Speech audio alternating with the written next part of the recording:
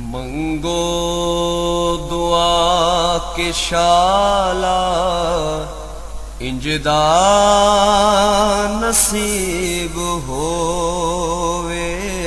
मंगो दुआ के शाला इंजदा नसीब होवे। जद आवे मौत मैनू, जद आवे मौत मैनू।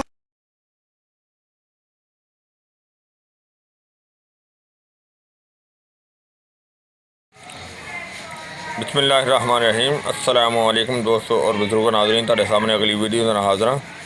अज जिहड़ा तुसीं देख रहे हो जनाब फार्मूला है कि पहले नालों भी बहुत ज़बरदस्त है और ये जनाब असीं मजलूकी तिला तैयार किया सी जिहड़ा कि पहले भी शानदार रिजल्ट हैगा सी और अलहमदुलिल्लाह कि हुण पहले नालों भी उहदे विच फार्मूला जिहड़ा ना वो तेज़ कर दिता है, ज़्यादा कर दिता है कि जिहड़ा कि पहले नालों भी अलहमदुलिल्लाह अच्छा रिजल्ट होएगा।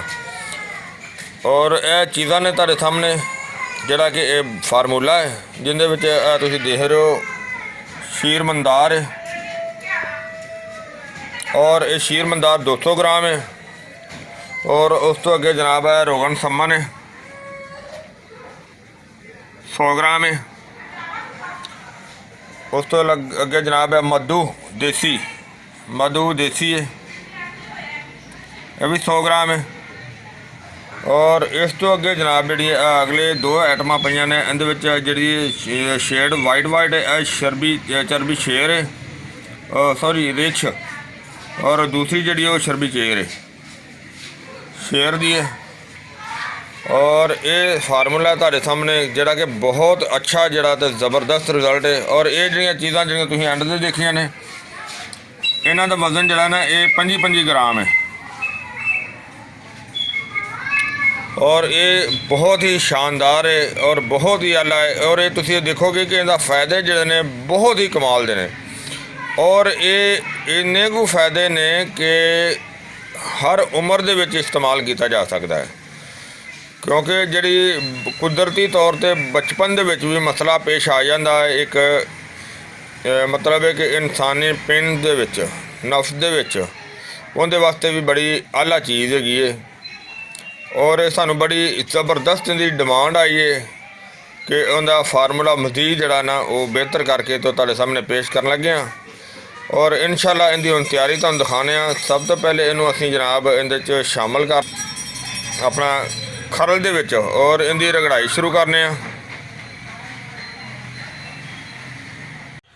जी माशाअल्लाह देखो सारियां चीज़ां असीं खरल दे विच रगड़ाई वास्ते तैयार कर दित्तियां और खरल नूं चलाने आ। बिस्मिल्लाहिर्रहमानिर्रहीम।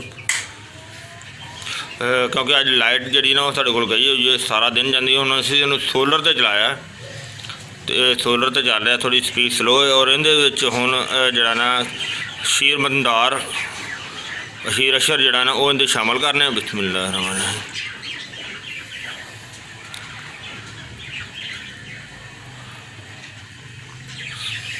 और इहदे हुण जिस तरह देख रहे हो तुसीं इहदी मजीद इस तरह रगड़ाई जारी है। कम अज़ कम इहदे 125 घंटे इहदी रगड़ाई करनी और वो इस तरह सिलसिला जो चलता रहेगा इंशाअल्लाह। तो वक्फे नाल मजीद तुहानूं दिखाते रहांगे, क्योंकि हुण असीं जिहड़ा ना लाइट गई है जिंदी वजह तो असीं सानूं सोलर ते चलाना पिया।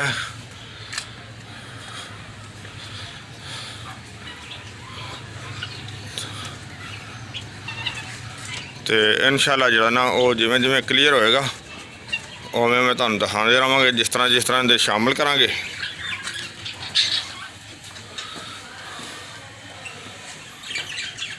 क्योंकि सोलर की वजह नाल स्पीड स्लो हैगी है, जिस तरह की बिजली से आवेगी चलावांगे तो फिर तेज़ हो जाएगी इंशाअल्लाह।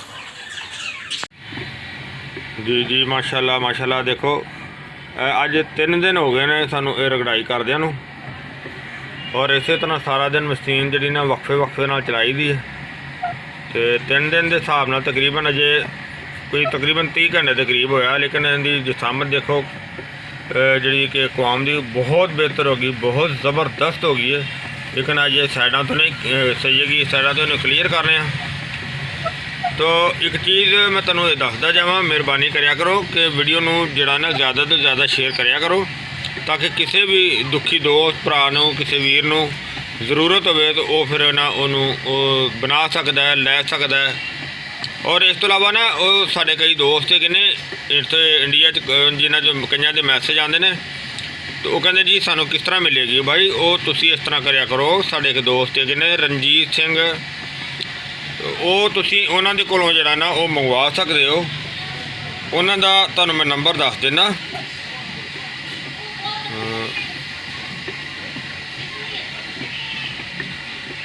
उन्हां दा नंबर जनाब है जी 009192783337। तो ये उन्हां दा व्हाट्सअप नंबर है। इत्थे तुसीं राबता करके तो तुसीं उस जिस दोस्त नूं जरूरत होवे वो उन्हां दे कोलों लै सकदे ने। और 032148000429 यह मेरा नंबर है, नाले व्हाट्सअप का नंबर है। तो इनू जनाब मजीद तुहानूं इस तरह वक्फे वक्फे दे नाल दिखाते जावांगे कि माशाअल्लाह जिस तरह ही ज़बरदस्त, अगर इहदे जे किसी चीज़ की होर जरूरत इहदे हिसाब नाल अगर इहदे शामिल करने की जरूरत होई तो फिर देखने आ। मज़ीद इहदी जो तुसीं देख रहे हो माशाअल्लाह बहुत ही आला हो गई है। तो इंशाअल्लाह तुहानूं फिर अगे नैक्सट स्टैप ते दिखाने आ।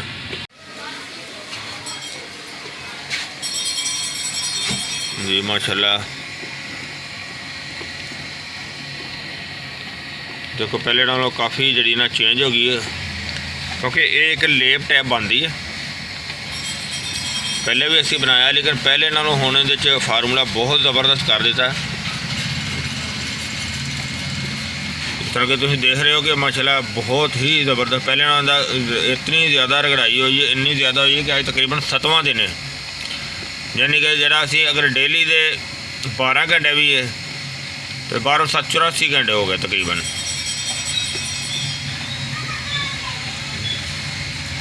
बहुत आलीशान हो गई है, लिहाजा इनू अजे पूरे इहदे घंटे करांगे। तो मज़ीद हुण क्लीयर करके फिर तुहानूं सारा जिहड़ा क्लिप दिखावांगे इंशाअल्लाह।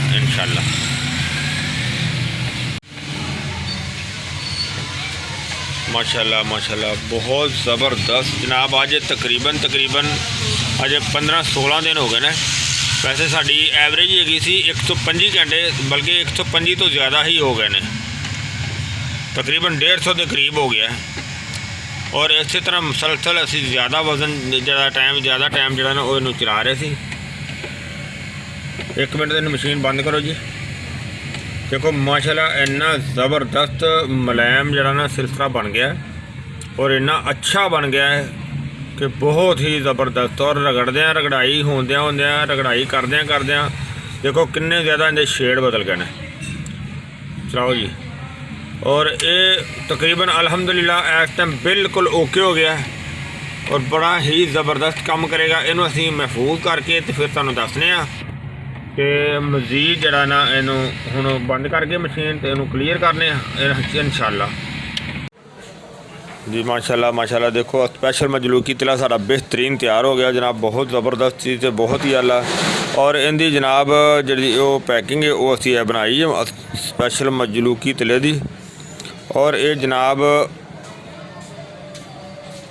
बहुत ही अच्छा तो बड़ा ही आला किस्म का ये चीज़ है कि इहदे फ़वायद ये ने कि जनाब जिहड़ा कोई पैदाइशी तौर पर जिंदे इंद्री यानी कि नफ्स पैदाइशी तौर पर छोटा रह जाता है, उनके वास्ते बहुत कमाल की चीज़ है, बहुत ही अच्छी चीज़ है।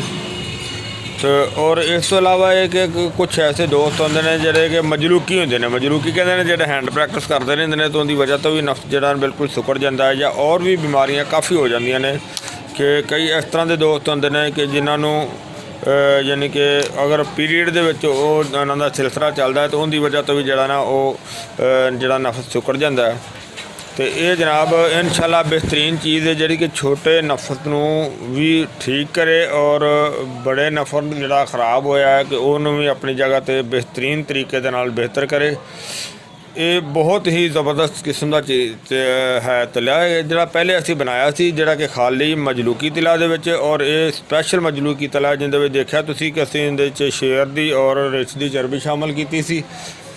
और बाकी भी इनका फार्मूला बहुत ही आला है। और इनका लगाने का तरीका ये होएगा कि जो एक चीज़ है इनू उंगली के मदद के नाल ही लगाना है कि अगर नफ का जो फ्रंट हिस्सा होंदा है, एक सपारू का हिस्सा होंदा, उन्होंने छड्ड के बाकी इनू एंड तक जो लगाया जा सकता। और सफाई जी हर दूसरे दिन जी ना तीसरे दिन हो जानी ज़्यादा बेहतर हैगी है, यानी कि हेयर रिमूवर की। तो और इनू रात नू सौन लग्या लगाना है और लगा के ते एक छापर ले लेना है, जिस तरह कि यह छापर है। और छापर नू की करना है कि वो मतलब है कि छापर खोल के तो यह नफ्स का हिस्सा जड़ा ना वो छापर के अंदर कर देना है और नीचे खसीए का हिस्सा जड़ा वो भी छापर के अंदर कर देना, ताकि जड़ा ना छापर उतरे नहीं। और छापर नू इस तरह जड़ा ना फिर वो गिरा लगा देनी है। तो ये रोज़ाना रात नू जड़ा ये लगाया करना है। तो सुबह उठ के अंदर गर्म पानी नहीं पाना, बिल्कुल इस चीज़ का खास ख्याल रखना है कि उत्ते गर्म पानी नहीं मतलब सॉरी ठंडा पानी नहीं इस्तेमाल करना। अगर इस्तेमाल करना भी पवे तो गर्म पानी इस्तेमाल करना है, ठंडा पानी बिल्कुल नहीं इस्तेमाल करना। तो अगर हो सके तो कुछ दिन जड़ा ना वो इस्तेमाल किया ही ना जाए और कम अज़ कम इनू 1 माह मुसलसल इस्तेमाल करना बहुत ज़रूरी है। और इस दे नाल अगर कोई कतरियां का मसला होवे या कोई और मसला होवे तो वो दवाई नाल खाई जा सकती है, बल्कि खानी चाहिए है, ताकि एक दवाई का अच्छे तरीके नाल जड़ा ना उनका रिजल्ट मिलेगा। और मैं उम्मीद करना कि मेरे दोस्तों भरावां नूं ये वीडियो अच्छी लगी होगी। इनू तुसीं लाइक करियो, शेयर करियो और चैनल नूं ज़्यादा तो ज़्यादा सबसक्राइब करियो और वीडियो नूं शेयर करना सदका जारी है, ताकि किसी भी दुखी दोस्त का भला हो जाएगा।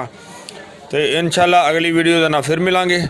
इजाज़त, अल्लाह हाफिज़, अस्सलामु अलैकुम वरहमतुल्लाहि वबरकातुहू।